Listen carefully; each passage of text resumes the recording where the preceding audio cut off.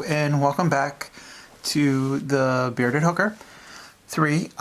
This is our second week for our crochet along for our Freeform Crochet bag. These are the stitches that we're going to be working on today. This is the Bullion stitch, and I did it in the round. I did one that kind of looks like a nautilus shell, and then just a random shape. So we're going to make one of each of these. And then just to recap from last week, we did the spirals, and I had asked that everybody make 10 in various sizes for the size of our bags, and these are just a few of the ones that I have done. This one you can see I did the decreasing size stitches on the edge to kind of like smooth it out so it's more circular. This one here, I kind of left it so it's kind of snail shaped, so it has that hard edge there. And then I also did a few, let me grab one, where I ended it so that the points were like equidistant around, so you have those three like hard ends. So I have a total of 10 of these. We also made the brim for the bag, which is the top part where we will be attaching the strap last week, and then we also made the bottom of the bag. So let's get started with the Bullion stitch. I do have two crochet hooks here. I have like the traditional crochet hook, and then this crochet hook is made by a local artist who has no idea that I'm talking about his work. So I didn't any financial incentive to mention this, but I mention this because the end of the hook is an inline hook, and it may be easier for folks to do the Bullion stitch with that type of a hook as opposed to this kind of hook. So there are tutorials out there that use a latch hook to do the Bullion stitch. I have never used the latch hook. I will show you with both hooks. Make a chain of 4. Slip stitch in the first chain to form a ring. We are going to do a chain of 3. And for the Bullion stitch, we're actually wrapping the yarn around the hook, but you want to do it so it's not tight. So you want to do like loose wraps. 7. So we have 2, 4, 6, 7 wraps, not counting the first loop, which was from the chain. So then you want to yarn over, grab your yarn, and slowly pull it through the interior of the stitch, and then you get this like grouping of stitches. Then you want to yarn over, pull through the loop, and that finishes it. So then let's do that again. So it's 1, 2, 3, 4, 5, 6, 7. Go through your ring, pull up a loop, yarn over, catch your yarn, and you pull very gently, and you can use your fingers to kind of guide the yarn through. Without catching any of the loops. And I did catch a loop. And then slip stitch. So that's what we do.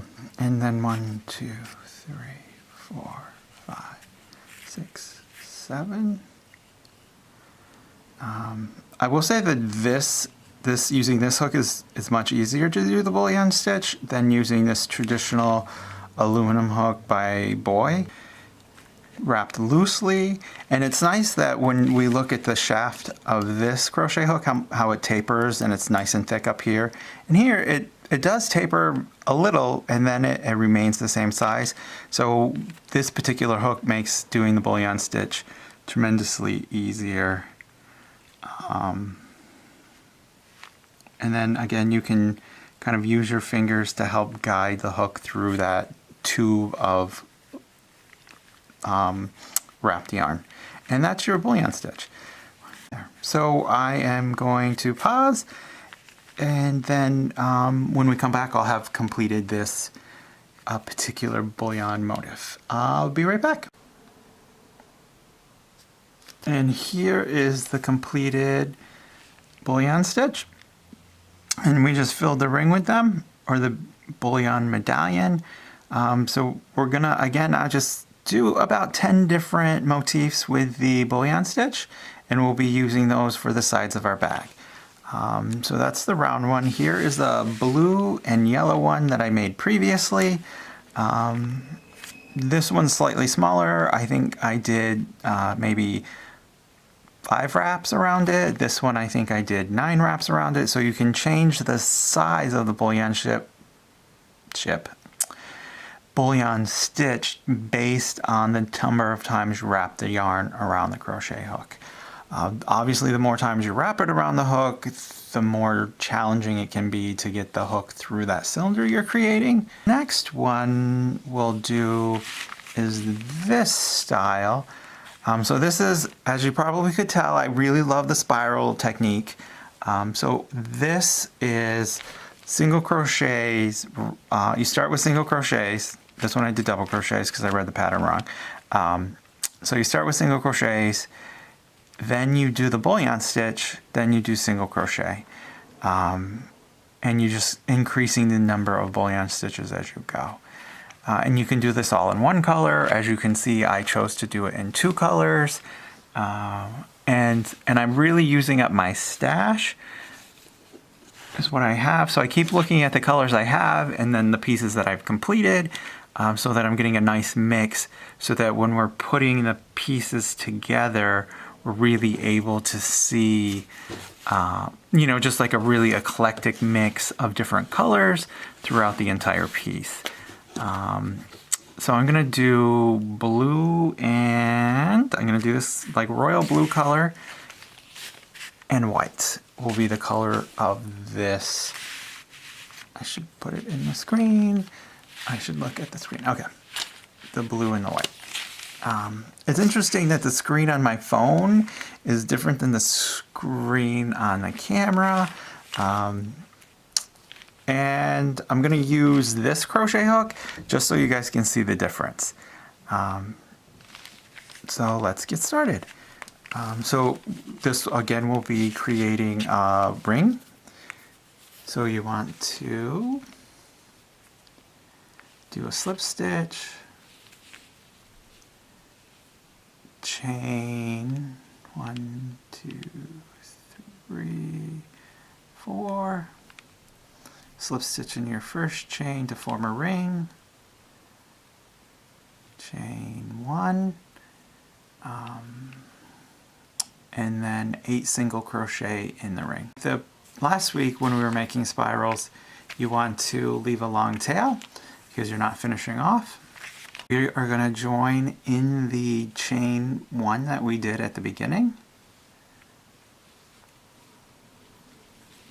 And then we are going to join with a slip stitch. Chain 2. And then we're going to do the bullion stitch. Now because this was the spiral bullion stitch, we're doing them in groups of 2, and we're starting with 3 wraps. 1, 2, 3.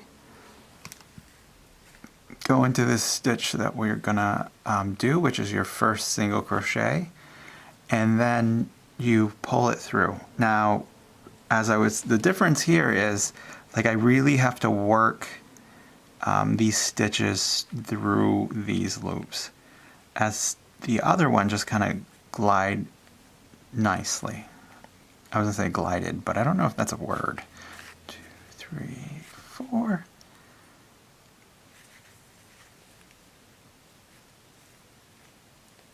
And then pull them through. And then you just kind of, I'm just gripping the bottom part of that wrapped around part of the yarn and kind of twisting the point down and kind of feeding it through. So then in our next stitch, we're actually going to wrap 5 times. 2, 3, 4, 5.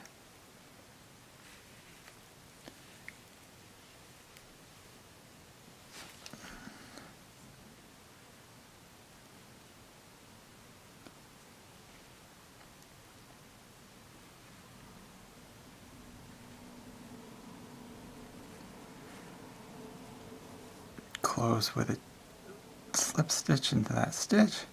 And then we're going to do 5 wraps again into the same single crochet. So again, each single crochet on the original starting piece is going to have 2 bullion stitches with the same number of wraps. 2, 3, 4, 5.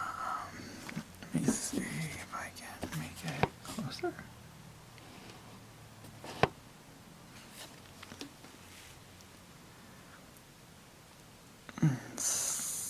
Yarn over, pull up a loop, yarn over, and pull through all of your wraps. And then this like bottom part is what I'm kind of tugging down on just enough so I can get the head of the crochet hook through that loop.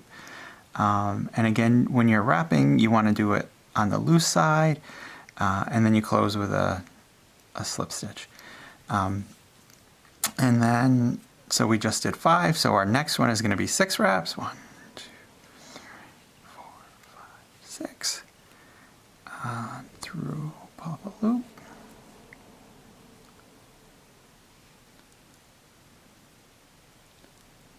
And this is making our stitches bigger.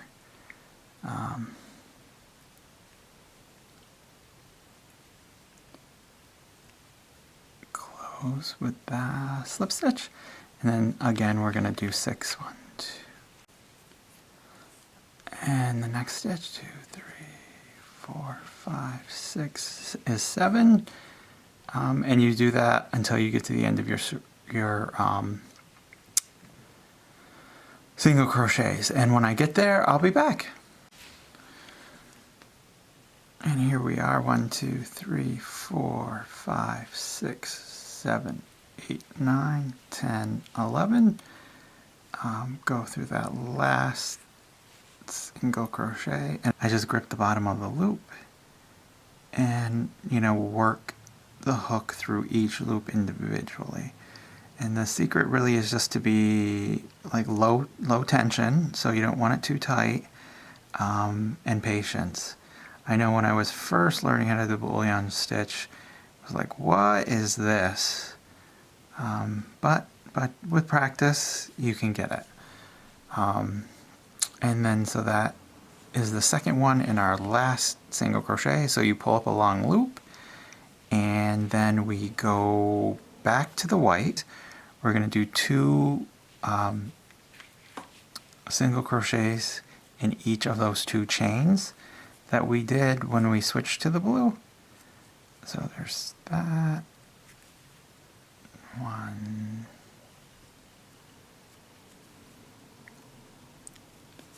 2,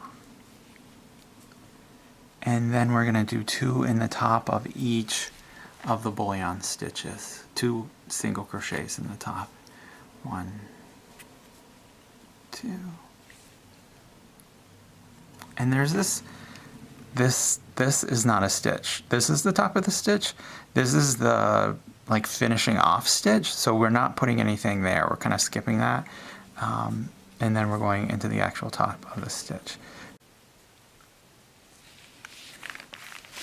So there is that. Now I kind of like it just like this, so we're going to leave it. And remember, we're leaving long tails on our work because we're going to be using those tails to sew everything together at the end. And it's nice to have your working pieces already connected to your motifs as you're putting them together.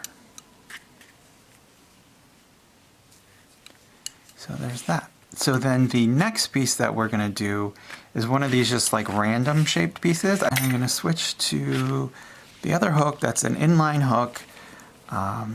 So I'm going to chain 16, 2, 3, 4, 5, 6, 7, 8, 9, 10,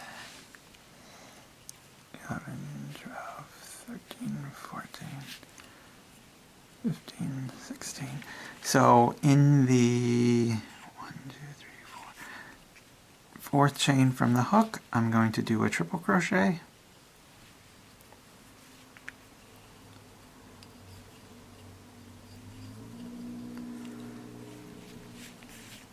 And then I'm gonna do 2 or 3 more. I can't remember what I was deciding to do.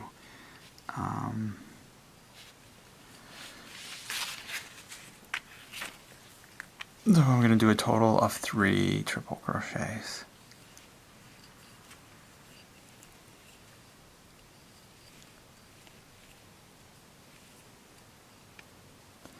And then I'm gonna do 3, and I'll like ready to wrap those loops around. Then I'm gonna do 3 double crochets.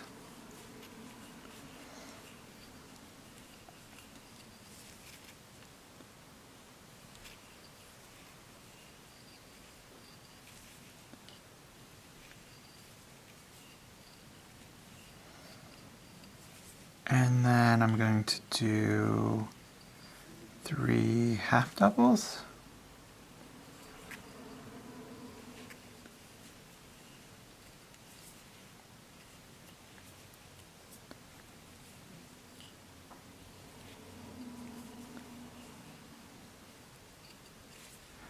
And then 3 singles.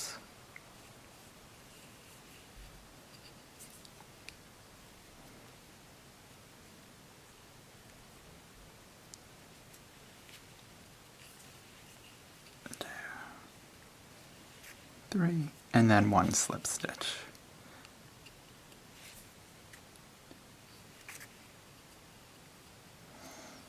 Then I'm going to chain 1, skip the slip stitch, do 1 single crochet in each of the single crochets. So 1, 2, 3. 3 half doubles, 1 in each of the 3 half doubles we made on our way down.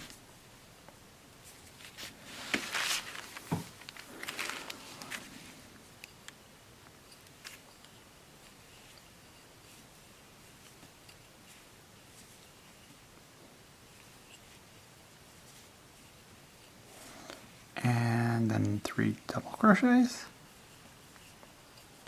I will say that I don't really work with the inline crochet hook very often, and I need to practice more because I keep missing the yarn.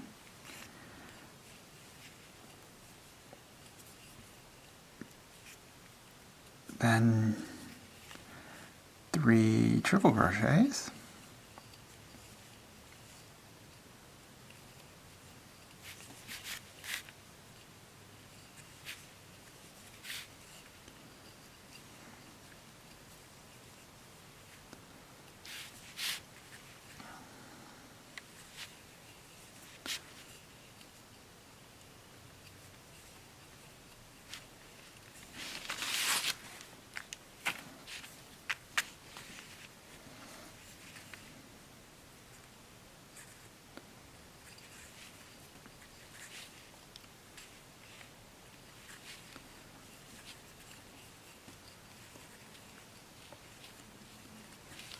And then in the chain, the beginning chain, we're going to also do a triple crochet. So just to recap, we chain 16, triple crochet in the 4th chain from the hook. I think it went crazy.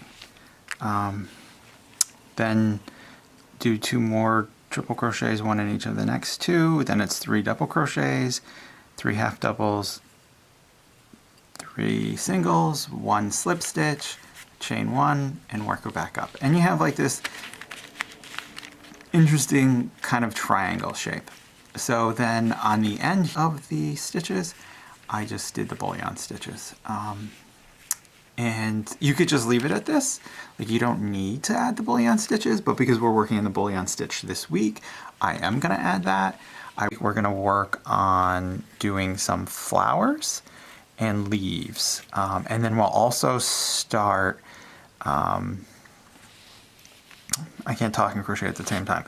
And then we're also gonna start laying out your design on the side of the bag, but we'll start actually that this week, and I'll just show you kind of how I do it, and then you guys can start thinking about that. So when we 4, 5, 6, 7, 8, so I'm going to do 8 wraps, and then pull them through the center, And then I'm going to do a double crochet in between each one, just to give it a different look. All right, so we have, and then 2, 3, 4, 5, 6, 7,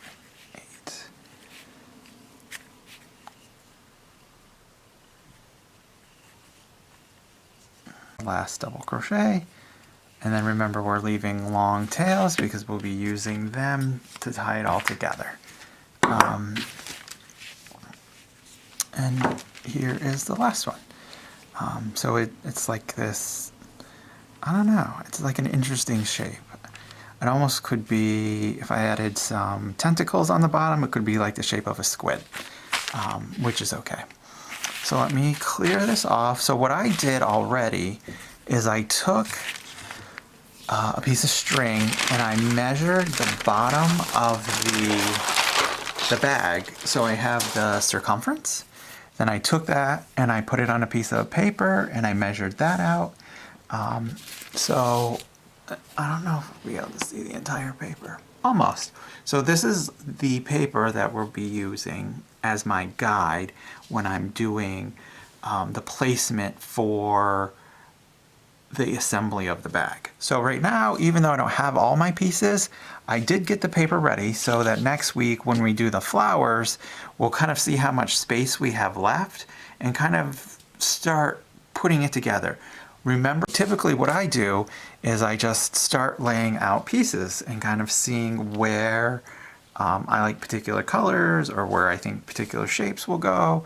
And again, because we're really just working with the two different motifs that we've done, we don't have the flowers or the leaves yet, you can just kind of haphazardly lay them out, you know, with the thought like, oh, you know, next week, when we do the flowers and the leaves, kind of like, oh, what can we do here or what can we do there? It really is, you know, personal preference and kind of what you want to do. I like the idea of overlapping pieces like this. It's just something that I do like.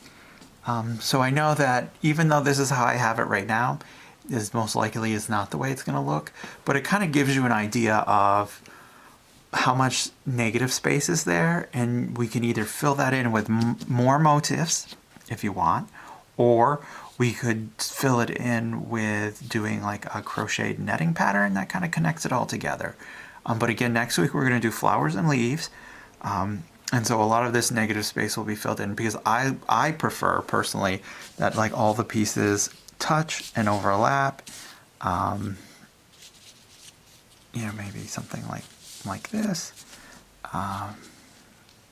And so that there isn't a bunch of negative space. You know, keeping in mind too that the bottom and the top need to overlap the bottom and the brim of your bag too. But this is kind of what I like, is this overlapping and mixing, you know, like layered look as we're doing it. And then as we're also putting the bag together, we will be adding more stitches. We might do some popcorns along the edge, as like do a row of popcorns here that connect these two pieces as we're going through. So when we're assembling the bag, there's lots of options for us to kind of think through as we're doing it. If you like the video, I would ask that you please subscribe to my channel. Like the video itself, share with your friends. If there's anything in particular that you would like to see, if I didn't go over anything enough, please let me know. I'll be happy to do a follow-up video. If you have any questions, just ask, and always keep on hooking. Take care. Stay safe.